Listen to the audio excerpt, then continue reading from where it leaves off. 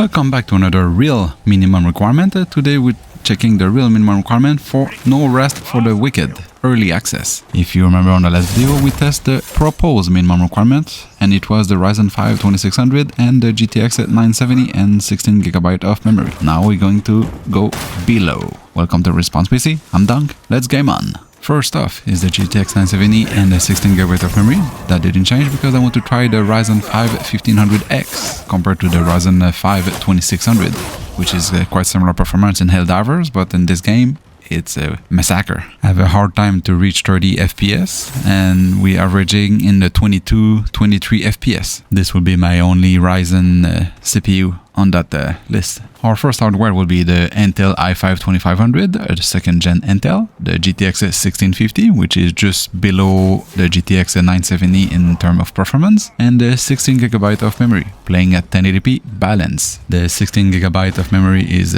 granted, you'll need it. We max out the 16GB of memory, probably can take even more if you give it more. In terms of performance, we are averaging a 45 to 46 FPS. This is highly playable for this kind of game, and the GPU and the CPU are averaging 70 to 85% of utilization, so it's a nice pair together. But since this is a real minimum requirement, we're searching 1080p 30 FPS. Next up, the R9 380, still with the i5 2500 because I want to find out which GPU will give us the 30 FPS without being bottlenecked. And the card is maxed out. The card is a bottleneck itself. We averaging 29 FPS. I guess we almost have a winner here. Next in the lineup is the GTX 1050 Ti. This is a 4GB card still, and I had to add some memory because I was maxed out and I feel it was bottlenecking the GPU, and it was. So I had another 16GB for a total of 32, and I'm using 16.5 17GB of memory for an average of a 27-28 FPS. It's playable, but we're not at our 30 FPS target. The GPU is pegged at 100% and the CPU is reaching 100% quite often. It's like who's playing a bottlenecking who. Since we're so close to the 30 FPS, I decided to go with the GTX 960 4GB variant to see if we can reach our 30 FPS. And we're just over at 33 FPS average. But mind that now I have 32GB of memory and I'm using 16 to 17GB of RAM. So 20 or maybe even 24GB of memory should be the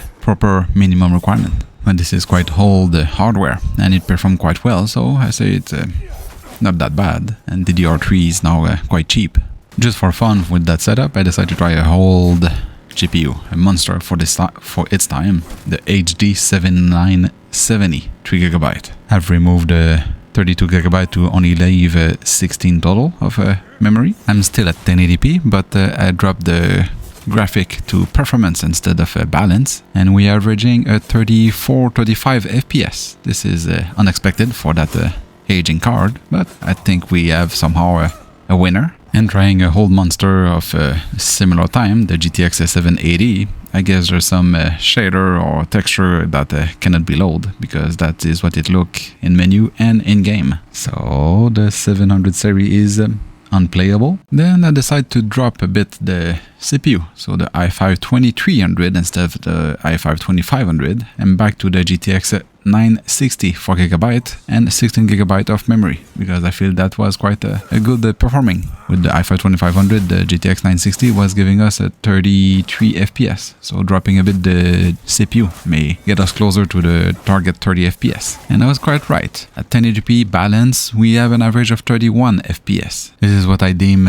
playable for this kind of game, and I think this will be our winner also. I mean our winning setup. The winning setup for the real minimum requirement is the i5 2300 GTX 960 4GB at 16GB, the i5 2500 R9 380 4GB at 16GB. This is for 1080p 30 FPS at balance, and the ultimate winner because minimum requirement should be played at low settings. So 1080p 30 FPS performance settings is the i5 2500, the old ATI AMD HD 7970 3GB and 16GB. That was our winner for the real minimum requirement to play No Rest for the Wicked.